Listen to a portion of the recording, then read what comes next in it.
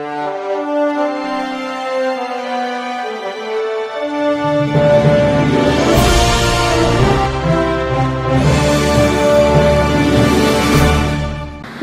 मी Shweta Pawar, city TV लाईव्हच्या बातमीपत्रात आपलं स्वागत आहे। दिनांक 7 मे 2024 रोजी झालेल्या अंमलबजावणीनुसार रिक्षा चालकास त्याच्या वाहनाच्या योग्यता प्रमाणपत्राच्या नूतनीकरणाकरिता विलंब झाल्यास 50 रुपये प्रतिदिन शुल्क द्यावे लागणार आहे। हा निर्णय रद्द करण्यात यावा अशा मागणीचे निवेदन आम आदमी रिक्षा चालक संघटनेने प्रादेशिक परिवहन अधिकारी यांच्यामार्फत शासनास दिले आहे।